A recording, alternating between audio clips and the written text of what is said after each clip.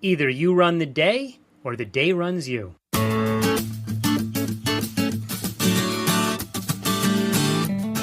You're listening to the Goldstein on Gelt show with financial expert Douglas Goldstein. This show is designed to give general information related to investing and finance. Neither Doug Goldstein, his guests, nor the radio station are rendering legal, tax, insurance, or specific financial advice. If you require such advice, contact a competent professional advisor. Before making any investment decisions based on what you heard during the show, please review the complete disclaimer located at www.goldsteinongelt.com. And now, here's your host, Money Maven, Doug Goldstein. Good Money Monday. I'm Doug Goldstein. First of all, let me tell you how very excited I am to have not only you back, but to have back on the show the guest that I'll be bringing on in the second half, Professor Dan Shechtman, who won the Nobel Prize very recently. He's an Israeli, but the topic we're going to be talking about is not the science that he's done. If you'd like to hear that interview, by the way, as with all of our interviews, we make videos out of them and we put them up on YouTube. So you can go to YouTube and type in Goldstein on Gelt and Dan Shechtman, and you'll be brought to the interview that we did with him. But the topic that we're going to talk about is the potential change that he's about to have in career, which is he is a candidate to become the next president of Israel.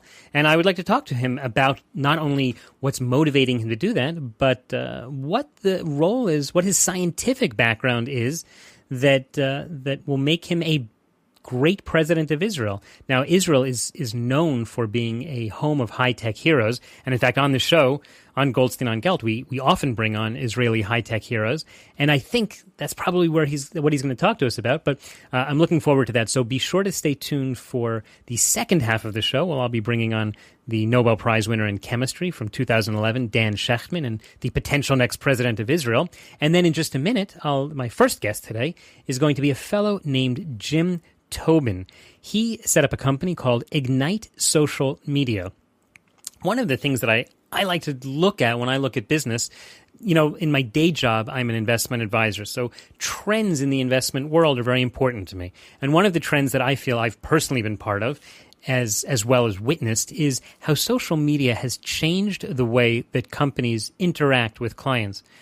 In my own company, Profile Investments, in the beginning, we used to send out physical letters. Years and years and years ago, we would send out a monthly update to clients, and frankly, it was a big deal in my office. All the staff would work on putting it together. Eventually, we outsourced it, and we had professional letter folders and machines because we had so many to send out. And I remember thinking, yeah, my clients aren't really the internet kind of people. And, well, I guess I've eaten those words, because all of my clients, certainly the younger ones, but I'm always amazed when I have clients who are in their 80s and they say, well, Doug, let me go look that up on the web. And they go do their own research and they find so much out there. And one of the ways that we're affected, the whole system of advertising has changed, because people are no longer necessarily reading a newspaper and following what it says on the full page ad there, although that still does happen. But people are following social media. So both for my company as well as for the new book that I've written, Rich as a King, we've begun to use a lot more social media strategies. We're very big on Twitter. So if you're on Twitter also and you want to follow us, I have two Twitter accounts. There's the @Doug_Goldstein, where I talk about general business ideas.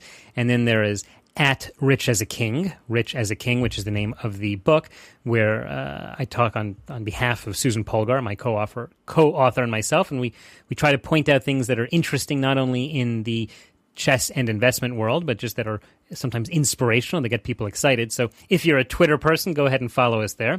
But we're going to be talking to Jim Tobin because his company helps other companies use social media, and I'd like to find out from him really what are the dynamics of business today, and what can we expect, let's say, over the next 10 years, but I don't think anyone can predict out that far, but maybe what's going to go on in the next, let's say, 6 to 18 months. So stay tuned, and just a minute, I'll be bringing on Jim Tobin. Excuse me, can you please tell me where you are right now? I mean, I know that you're listening to Doug Goldstein's financial planning show, but now that Goldstein on Gelt is syndicated around the world, you might be listening anywhere from the Far East all the way to the west coast of California.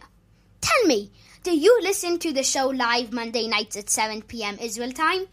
Or do you download the podcasts at the radio show tab of www.profile-financial.com. Okay, we are back. I'm very happy to have on the Goldstein on Gelt show Jim Tobin, who's the president of Ignite Social Media and author of a fascinating book called Earn It, Don't Buy It, The CMO's Guide to Social Media Marketing in a Post-Facebook World. Jim, are we really in a post-Facebook world? Well, not quite. I think the people at Facebook making their $6 or $7 billion right now would perhaps suggest I'm premature with that assessment. All right. But I think we are in a place where Facebook is showing signs of creaking. I think everybody could agree with that. So what is it that people should be looking at then in the world of social media? Well, what the main point of a post-Facebook world is there was a period that lasted for about 18 months to 2 years where you could reach literally every demographic effectively on Facebook. We waited a while for the older generation to get on Facebook, and shortly after they got there, the younger people left. My children don't go on Facebook hardly ever. They're 15 and 13, and they use things like Snapchat, and they use Twitter a lot, and they use Instagram, but they're really spreading out. And so what I think we're beginning to see is a fragmentation in the social media world, where to really reach a complete range of demographics, you're going to need to rely on more than just Facebook. So let's talk about from a business standpoint, because in my day job is that I'm an investment advisor. I do financial planning for people, and we're often talking in our marketing meetings about what's the best way to connect with our audience. And probably every few months when we have one of these meetings, someone says, yeah, but there's now this new thing, and people are doing this and people are doing that. It's impossible for any company to keep up. Is it better to try and constantly keep up, or just to kind of stick with what you know? The main thing is to set your strategy, because your strategy shouldn't change. What are you trying to accomplish? How are you going to know if you've accomplished it? Whether that's in building your brand reputation, driving traffic to your website, whatever it is. If you set those things, it's easier to filter these new tools within those within the parameters of your strategy. So you might hear about Snapchat and Pinterest, and if you're a company making a lot of consumer products, should you be on Snapchat or Pinterest? Well, we're going to measure success by driving traffic to our website. Well, that suggests Pinterest, where you can pin content from your website, where people are on Pinterest to look for inspiration on products to buy, crafts to make, those sort of things, would be much more effective than Snapchat, which is a way of sending a message from one person to another, or one person to a small group that then disappears. So if you know what you're trying to accomplish and how you're going to be successful, some of the noise sort of filters itself out for you. The other factor is, has it gotten big enough to worry about? Somebody's always going to be doing something neat on Snapchat or Tumblr or Pinterest or Instagram or WhatsApp, or what the latest news of the day is. And that's fine for them to experiment. For most of us, we don't need to experiment on everything. We need to keep our head up as to what we're trying to do. And when things get to a certain maturity, maybe they factor into our plans. It sounds almost like in the pre-internet world, people or companies would try to decide where to advertise. And they would say, well, should I advertise on the radio or on TV? Or if I'm going to advertise on TV, which show or in which magazine should I place my ad? It seems to be getting to that level of fragmentation. Is that a good parallel? It is a good parallel, and it's extremely difficult to reach people, in part because the internet and social media aren't really well built for interrupting people. Television is with preset commercials, radio is with commercials. So, but social in a lot of platforms, you have to opt in to follow someone on Twitter, or opt in to mostly follow them on Facebook. You can buy some ads, but it's challenging, and so the level of scrutiny of where to place your investment, particularly if you're trying to get organic, what I call organic or earned coverage, meaning you do something interesting enough that people talk about it themselves, you really need to make sure you do enough on a particular channel or down a particular path that you give it time to be noticed. There are some companies that are exceptionally strong at presenting their message, and they've been that way forever. And there's some companies that are, weak in that area.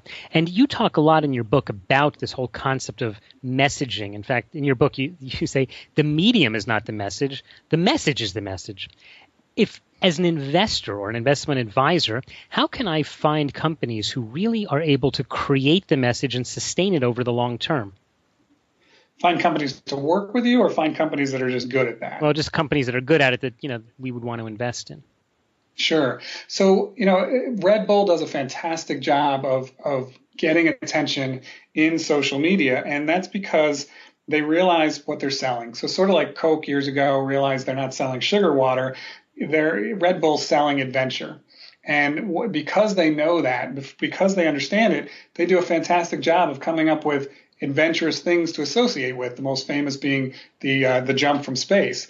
But it goes to a lot of other brands. Our first real client back in 2007 was Nature Made, the large vitamin company in the United States. And we had to figure out why anyone would care about a vitamin company. You don't tweet, took my vitamin C again today, didn't die. So why would you follow or friend or care about content from a vitamin company? And when we looked at a higher level, we realized that these people spend an extra $2 per bottle over the house brand. And why do they do that? Well, they care about healthy living. They care about the quality they present with their family. And if we could talk about family and health and diet and getting the most out of life by being active, that was good brand building for Nature Made, and it appealed to the same people willing to spend the extra $2 a bottle to get that quality. Mm-hmm. We're talking with Jim Tobin, who's the president of Ignite Social Media, and he's also the author of the book Earn It, Don't Buy It, which the title is really all about how people can earn the trust of their market through social media without having to go out and actually advertise for things. Jim, what do you see as the direction that social media is going now? Well, a lot of it is going to shifting toward paid. So Facebook made $6 billion last year. Twitter's supposed to make $1 billion this year.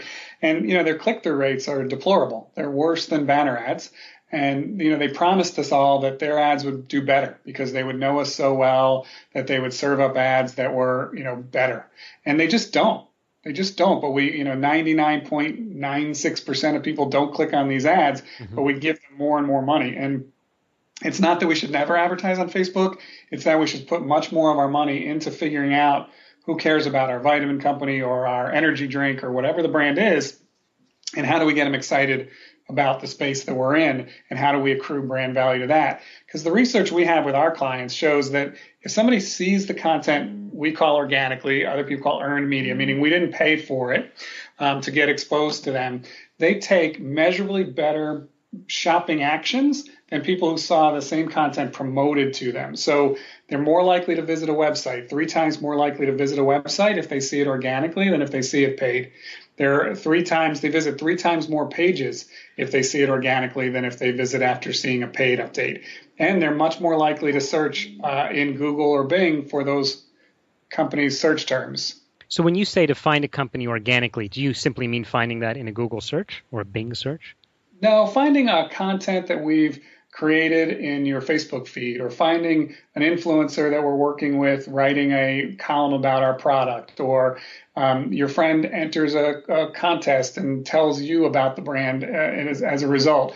Those sort of ways of getting people to market for you, to talk about you, to opt in to receiving your updates without you having to pay for them.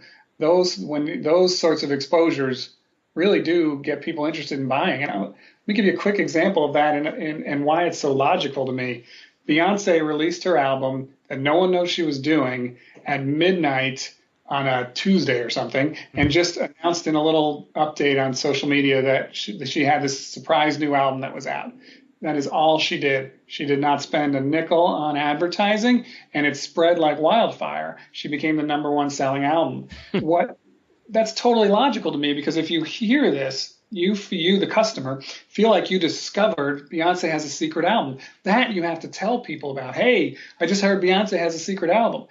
If that ad comes in front of you, you may be interested in it. Maybe you'll even buy the album, but you're not going to tell everybody because there's an ad telling everybody. So you didn't discover it. So the momentum goes away. And it's the same thing we're doing over and over again to get people excited to voluntarily talk about our product, our brand, our industry.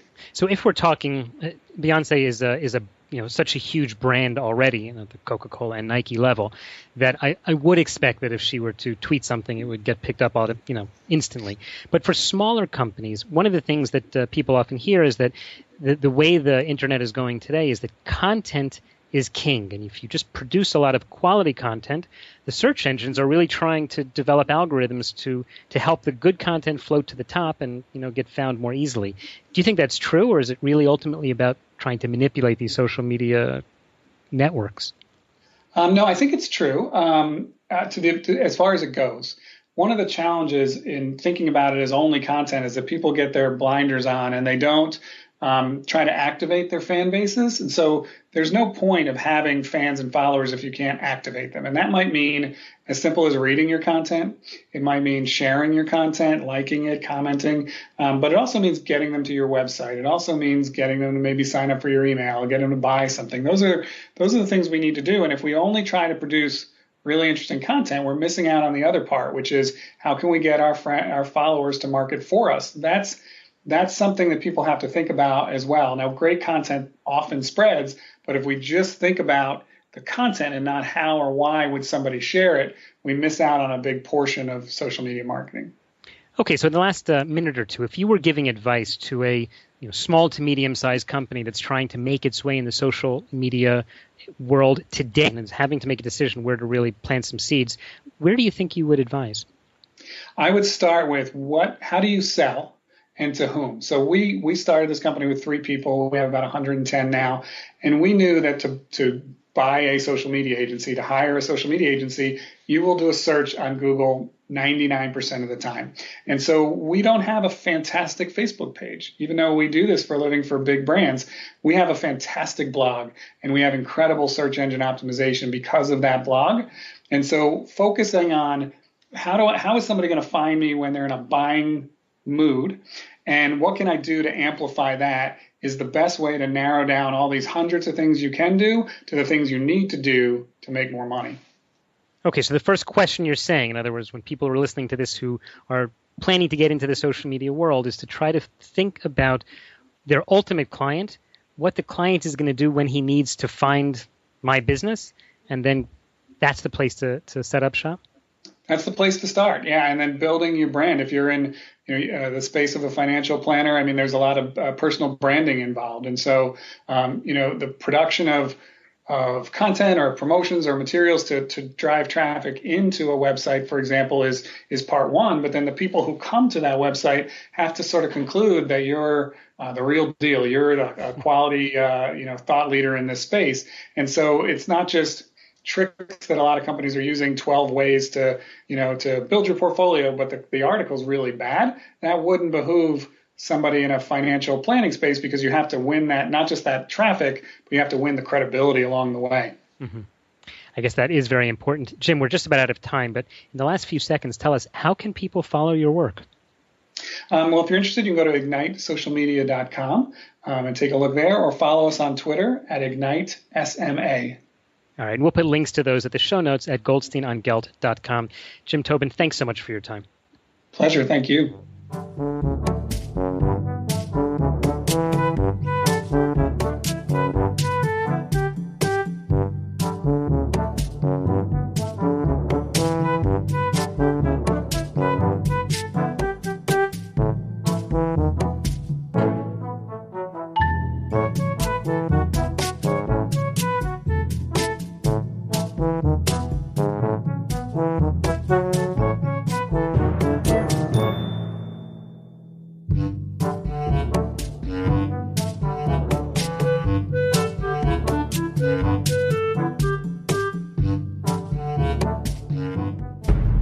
Nobel Prize winners. Best-selling authors. World famous money managers. They are all on the Goldstein on Gelt show.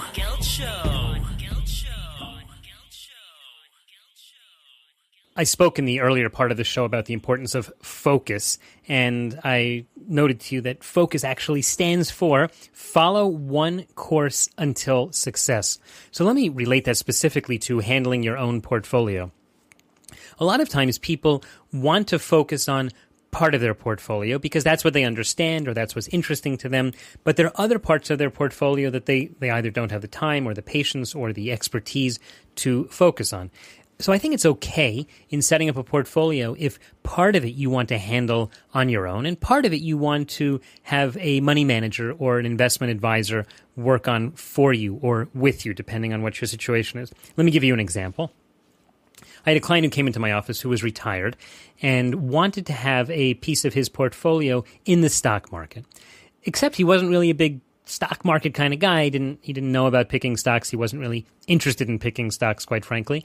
But based on a financial plan that we had done, he understood the importance of having a percentage of the portfolio there. On the other hand, the bulk of the money that he was going to be investing was going to be designed to generate income. Because now that he was retired, he was no longer getting a monthly paycheck, and he needed to get something to replace it. So on that side, or that piece of the asset allocation pie, we were talking about using bonds. But because these were bonds that he was going to basically buy and hold on to for years and years and collect the coupons, didn't require as much ongoing management, meaning it wasn't something he had to watch day to day like you'd have to watch a stock portfolio. So he said, listen, Doug, let's you and me together work on buying the bonds. And so we did the research, and I explained to him how to look at the different bonds and what the yields are and the cash flow. And ultimately, he was able to make the decisions that he needed to make in order to have enough income from the bond portfolio to replace the salary that he had been earning when he was working. But for the stock side of it, he decided to assign that to what's called an institutional money manager. Institutional money managers are companies, I guess as the name suggests, that handle money for institutions. And the idea was that he didn't have to actually make day-to-day decisions, but he did get to choose the money manager that would invest and make the decisions for him. Sometimes these money managed accounts are called separately managed accounts or wrap fee accounts. If you'd like to learn a little bit more about that, go to my company's website, profile-financial.com. And then on the top, there's a tab that's called Education. Go there and click on videos, and you'll see we have lots and lots of videos, but the one that I'm addressing now is called What is an SMA, Separately Managed Account, and Should I Have One? So that's the good example of where you can focus on one part of your portfolio, in this case the bonds, but you can make sure that you still have exposure. It doesn't mean you shouldn't have money in the stock market, but let someone else handle those details for you, and hopefully that investment management company is going to have a lot of focus on what they're doing. All right, stay tuned. In part 2 of today's show, I am very excited to be bringing back Nobel Prize winner Dan Shechtman, who is now a candidate to be the next president of Israel. You're listening to Money Maven Doug Goldstein on the Goldstein on Gelt Show. Stay tuned for the second half of the show right after the break.